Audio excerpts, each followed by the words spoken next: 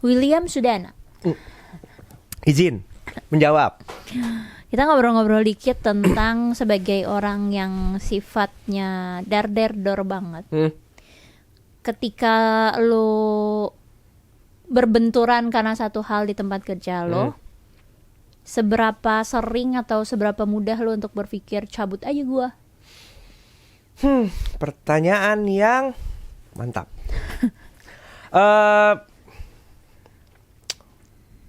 Berbenturan tuh menurut gua hal yang wajar ya. Karena kalau kita nggak pernah berbenturan, artinya kita nggak pernah mengadu Kepala. idealisme dan pikiran kita. Kepala kan. Betul.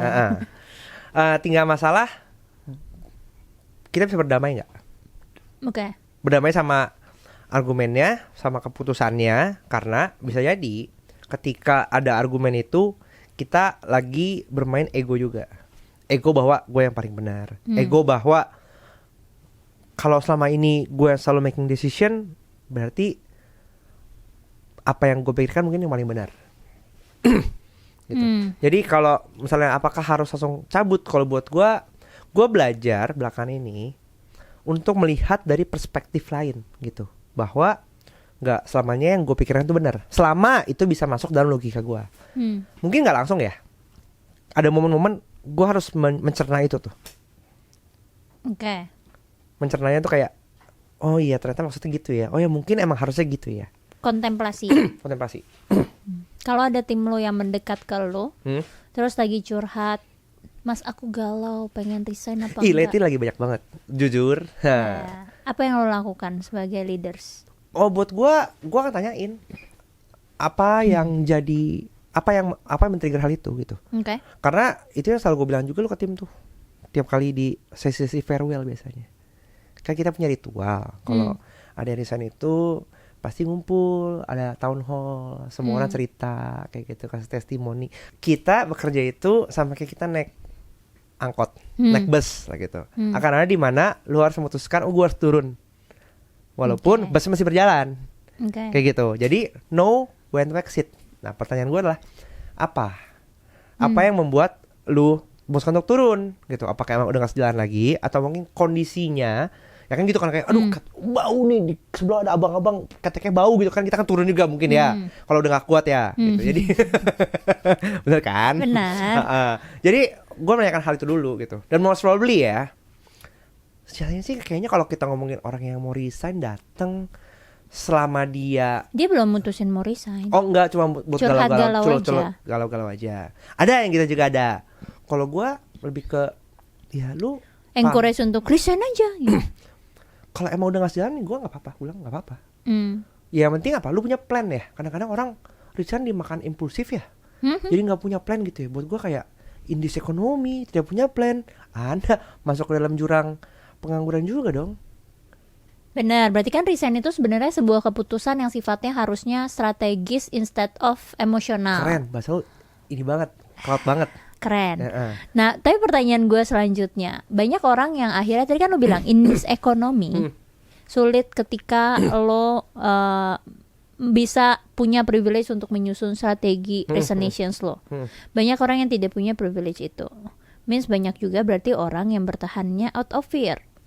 Out of fear. Karena kalau aku resign nanti susah untuk menemukan opportunity, bla bla bla, belum tentu dapat kantor yang sama. Dan yang narasi yang paling sering dibawakan, lo resign pun lo akan menemukan masalah yang sama sebenarnya. Iya betul, setuju. Gimana menurut lo orang-orang yang kayak gitu? Gak apa juga sih. Oke udah, terima kasih guys.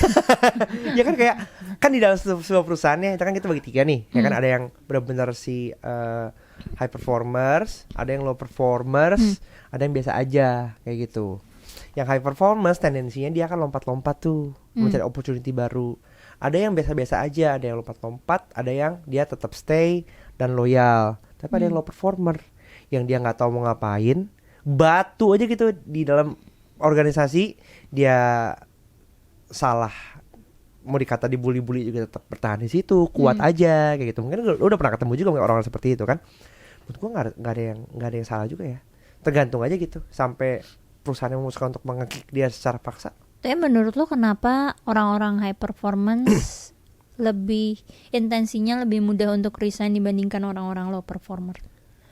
Ini pandangan pribadi gue, menurut keyakinan saya. Yang high performance itu mereka butuh tantangan. Karena mereka cepat. Butuh tanda tangan. Tanda tangan untuk naik bonus, naik gaji itu penting, sama tantangan. Oke. Karena biasanya high performer itu mereka kerja cepat, ya kan. Butuh tantangan. Kadang di sebuah organisasi perusahaan, perubahan itu nggak secepat itu. Apalagi semakin besar perusahaannya.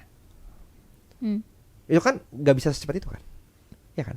Orang-orang yang low performance tapi tetap bertahan, buat bisnis juga tidak bagus.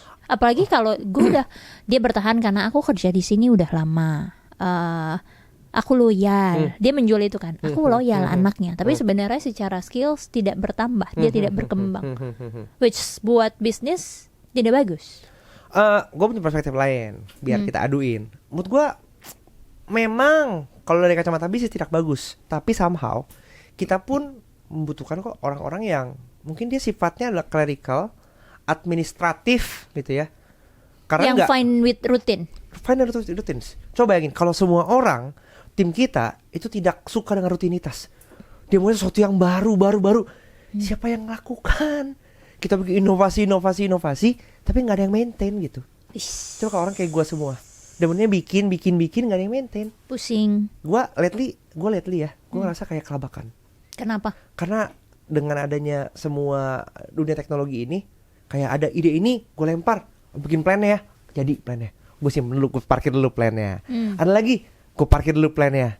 Tapi belum ada yang gue mulai, gue parkir semua. Jadi tempat parkir gue banyak gitu. Banyak tabungan tapi tidak ada yang menjadi aktif income. Iya. Sial, benar.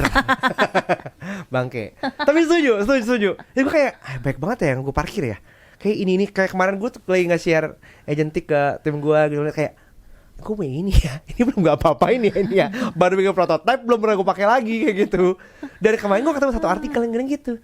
Sekarang kita sibuk untuk bikin, tapi ya dari semua yang lu bikin itu Mas Probably banyak kan gak akan lu sentuh lagi. Gue kayak kelabok, bener lagi kayak gitu. Bangke. Di era yang serba gampang bikin, ternyata jadi retentionnya kecil. Kita ngomongin realistis, William Sudana. Kita sama-sama tahu industri ekonomi mencari opportunity baru susah. Means banyak orang lebih memilih ya udah aku tadi kan lu sempat bilang ya alasan kalau lu harus resign pun berbenturannya juga tergantung berbenturan apa gitu kan. Jadi banyak orang yang merasa sebenarnya udah tidak cocok di tempat itu. Selain gak ada tantangan mungkin ya, tapi dia belum menemukan opportunity lain atau bahkan tidak menemukan opportunity lain, jadinya dia merasa ya udah daripada aku harus berinteraksi dengan ketoksikan itu, ya aku perform seadanya aja, cuma biar intinya meminimalisir involvement. Salah nggak? Semua tergantung dompet ya. Tergantung dompet. Iya. Dompetnya siapa? Dompetnya dia lah. Kirain dompet bosnya. Kalau dompetnya pas-pasan gitu ya, terus kemudian dia dengan egonya fuck this shit gitu kan, gue mau keluar dari perusahaan ini, terus gak punya pekerjaan. Kan menurut gue.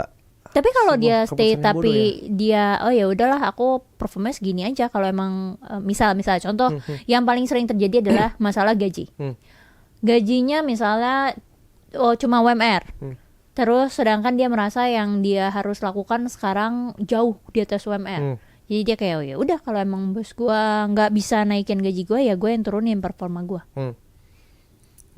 Kalau di luar gue ngomong nggak bisa dong, kita harus give more gitu. Tapi realistis lah menurut gue. Kalau lu ini kan kita bekerja itu transaksional ya gitu. Mau nggak mau tetap harus dihargai itu. Tapi kan katanya nggak semua orang mau menghargai. Jadi kalau misalnya effort lu itu nggak dihargai, kan opsinya dua nih. Itu lu mau caps cari tempat lain yang mau menghargai lebih, atau kalau lu tidak punya keberanian itu lu stay. Gitu. Lu stay. Okay. Karena butuh duit, mak tetap harus bayar bill tiap bulan. Tapi kalau lu memutuskan udah yang penting lu bayar, gue kasihnya segitu-segitu aja. Yang penting gue nggak dipecat, yang penting jalan. Kalau diminta lebih ya kayak gue kerjaan lebih, kalau enggak ya udah. Kuncinya apa? bertahan supaya tidak dipecat, dan selama tidak dipecat dan nggak dikomplain, ya udah. Terus sisa waktunya manfaat untuk cari pendapatan lain. Jual diri ke yang lain. Bikin freelance lah. Iya, Sekarang apa sih nggak bisa? Bisa. Ngamen-ngamen bikin kerjaan lain, create opportunity lain. Kalau menurut lu gimana? Buat gua sebenarnya tidak fair ketika menurunkan performa cuma karena dia tidak suka dengan tempat kerjanya. Tapi setuju masalah bekerja itu transaksional. Jadi kalau misalnya memang lu tidak merasa worth it, ya lu cari bertransaksi di tempat yang lain aja. Tapi gini, menurut gua batasan antara endurance seseorang terhadap challenge yang sekarang ada juga questionable banget. Maksudnya gimana? Karena gue merasa kayaknya endurance orang sekarang lebih minim dibandingkan zaman dulu. Betul. Mungkin karena opportunity lebih mudah ditemui ya. Menurut gue itu karena dulu itu pilihannya sedikit, jadi mau nggak mau ditelan aja gitu. Sekarang nggak, banyak kesempatan yang mungkin di depan mata juga gitu, opsinya lebih variatif juga. Lo sendiri kalau lo merasa lo sedang lagi bergolak batin mau resign apa enggak, dan lo mau ngetes endurance lo sendiri sanggupnya sampai mana, lo ada ngeset batasannya pakai apa? Jalanin aja gue kayak gitu. Jalanin aja sampai masuk rumah sakit.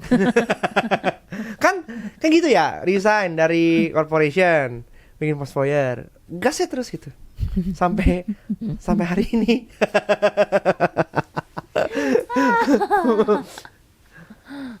Jadi, tapi kalau dipikir-pikir ya tadi bilang gitu ya, apakah waktu gue punya strategic plan? Gak ada sih. Kayak hidup gue kan terlalu gladiator ya, tidak punya planning ya. Jadi ya udah, gak ada plan, gak ada. Cuman duit ada, cukup gitu. Nggak miskin, nggak ngemis nyokap gue juga, nggak bertahan sendiri. Ada aja gitu kan, apalagi awal-awal ya nggak gajian ya kita ya. Gitu sampai sekarang. Yang penting apa? Menurut gue selama kita masuk dalam survival mode, menurut gue pasti ada jalan sih. Tagline apa ya? Gitu. Bagus. Tagline apa ya? Lu merasa lu menjadi leaders karena keadaan atau karena lu mau? Gue ya. Gak, karena gue mau. Karena lu mau? Karena gue mau. Oke, pertanyaan gue. Ada dalam diri gue dari kecil kayak pengen gitu. Aku ingin jadi leaders. Tapi walaupun mungkin gak selalu gitu ya. Maksud gue gak selalu bener gitu. Tapi mau, drive-nya ada. Berarti ketika lo bekerja sama orang, ya kalau lo punya bisnis sendiri kan automatically lo jadi leaders ya. Ketika lo bekerja sama orang, berarti lo punya ambisi untuk bisa bersinar untuk menjadi leaders dong. Waktu gua dulu kerja, lo ingin dilihat supaya lihat aku cocok lo jadi leaders. Iya. Iya dong. Iya kan? Benar nggak? Benar. Menurut lo sebagai leaders, seberapa penting untuk dia bisa membagi cahaya, membagi spotlight dengan tim yang mau dia grooming? Karena gue berprinsip good leaders dia yang bisa menelurkan leaders baru. Tapi kan masalahnya satu, tidak semua orang mau jadi leaders, tidak semua orang cocok jadi leaders. Jadi kan tugas leaders untuk melihat potensi yang bagus untuk jadi leaders. Salah satunya dengan membagi spotlight. Kalau lo sendiri, pas pertama kali lo kerja sama orang dulu lah, leaders lo ngebagi spotlight ke lo apa enggak? Ngebagi, justru ya, gue tuh dapat kesempatan untuk belajar decision making dari dev head gue dulu. Karena lo diizinkan untuk membuat decisions. Iya. Jangan takut salah, Will, gitu. Kalau salah gue yang tanggung gitu. Iya, kan sering bilang ulang-ulang ya. Itu satu hal yang gue ingat sampai sekarang gitu. Menurut gue kayak itu good point banget gitu. Bahwa kita sebagai anak yang baru, orang masih staff, baru kerja 2 bulan gitu, dibilang kayak gitu. Gue kan langsung kayak bisa gitu ya, oke. Bikin salah? Enggak. Bukan. Gue galak ke GM anak perusahaan aja gue CC, gue komplain. Gue bangke sih, tapi menurut gue itu authority yang diberikan dengan sangat, menurut gue precious banget. Dan ketika lo jadi leader, seberapa mau lo membagi spotlight lo dengan tim lo? Oke, gue nggak bisa jadi contoh yang bagus ya, karena gue tipe yang kayak nggak apa-apa, lu aja yang kelihatan gitu. Kan mungkin dalam politik kantor, kan lo harus tunjukin kalau gue yang kerja. Betul. Ya kan?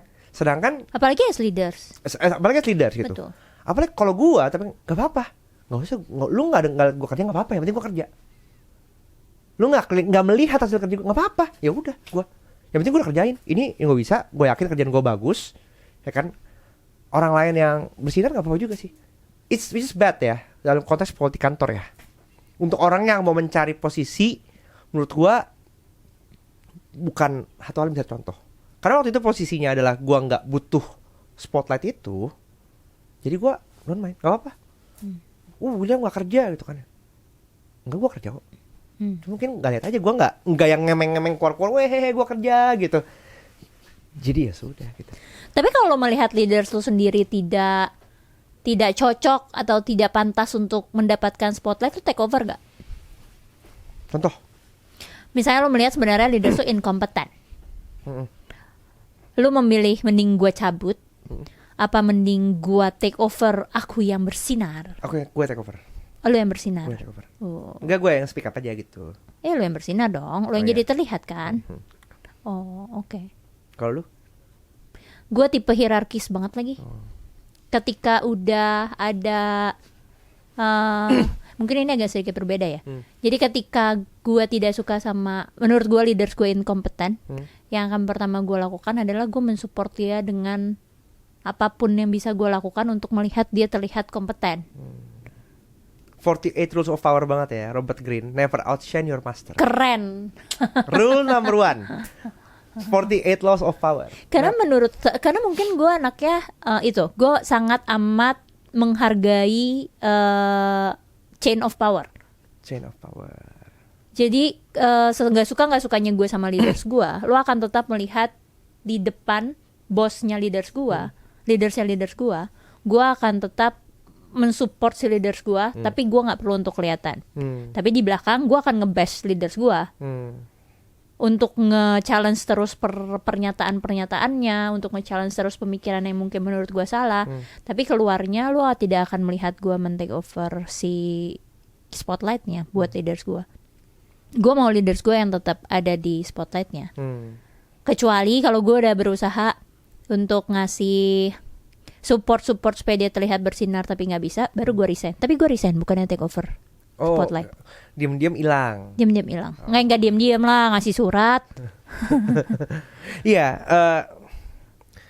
belakangan karena gue udah baca buku itu ya, 48 Laws of Power, Robert Greene. Gue gitu belum ya. baca malah. Itu bagus sih. Itu buat kalian yang harus berhadapan managing up terutama ya gitu ya.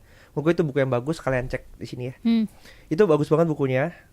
Belajar bagaimana kita memposisikan diri kita, terutama dalam konteks mungkin ketemu leader yang dia tuh nggak mau di outshine kayak gitu. Karena tendensinya gue sebelum itu ya, gue ngerasa kayak, ketika gue berhadapan sama leader gue harus tunjukin kalau gue pintar. Gue mungkin bahkan lebih pintar daripada mereka dengan pemikiran-pemikiran gue. Tapi mungkin ada leader nggak suka digituin. Itu satu hal penting yang menurut gue, lu nggak boleh, lu salah, lu kayak gini nih, William, lu salah kayak gitu, nggak boleh. Mau bagaimana gue sepintar apapun lu harus membuat dia terlebih pintar kayak gitu. Nah, itu satu hal yang akhirnya gue pelajarin. Gak bisa kayak gitu, gak bisa. Gak aman banget buat posisi lu. Soalnya kayaknya kalau nggak salah kita pernah ngobrol sama episodenya Adi ya. Yang dia bilang kalau misalnya leadersnya dia tidak bersinar, gua yang akan take over si spotlightnya, buat ngasih tahu lebih kompeten. Tapi ada juga, gue lupa di episode siapa yang bilang support leadersnya. Kayak menurut gue itu pasti akan selalu kebagi dua, antara yang kalau emang lu gak kompeten, gue kasih tahu apa arti kompeten yang sesungguhnya. Atau kalau enggak ya udah gue support aja. Tapi ya abis itu ya kalau emang nggak bisa ya gue resign aja. Mesti pintar-pintar ngelihat situasi ya, kondisi ya. Kalau enggak, menurut gue itu yang pengalaman gue gitu, gue sadari lu bisa di backlash. Ada momen-momen emang nggak bisa kita selalu mencoba untuk bersinar. Gitu. Lesson learn, semakin dewasa Sherina semakin berumur makin sadar kita bahwa ada namanya izin gitu. Hal yang lo lakukan benar, tapi ketika lo lakukan dengan cara yang salah atau di tempat yang salah juga jadinya nggak benar. Betul. Ilmu mahal. Benar. Jadi lo harus bisa melihat orang, situasi dan kondisi. Ya. Gitu deh ya. Jadi satu takeaway-nya apa? Menurut gua baca buku ya. 48 Laws of Power. Ini kita sediakan di sini. Ini buku kayak kitab suci yang mungkin lu nggak bacanya itu sekali dihafal, enggak, diulang lagi dan itu randomly aja kayak gitu. Cari aja yang mana yang paling relevan buat lu. Yang kedua, kita akan tampil di Manager Fest. Kita akan ngebahas ini lebih dalam. Kita mau tahu POV dari kalian. Mungkin kalian yang tadi memilih lebih mirip kayak William. Aku take over aja spotlightnya untuk ngasih tahu gimana cara kompeten yang seharusnya. Atau kalian yang memilih untuk gak apa-apa, spotlightnya harus tetap ada di leadersnya dan kalian memilih bertahan, tahu-tahu cabut aja gitu. Kita pengen tahu POV masing-masing. Betul. Judulnya adalah What Will Happen If a Company Without Middle Manager. Lu mau shine atau lu memilih untuk resign. Gitu. Di Manager Fest 16 Mei, FX Sudirman. Tiketnya bisa cek di bawah. Oke?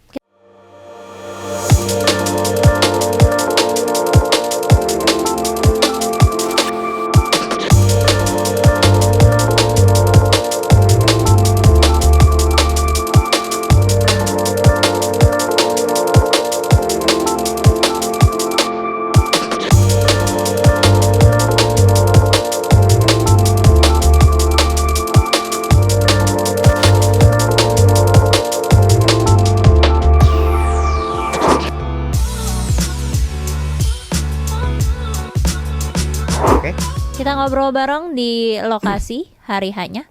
So, kalau misalnya kalian merasa ingin mengeluarkan pendapat kalian, sampai ketemu di Manager Fest. Sampai jumpa. Bye.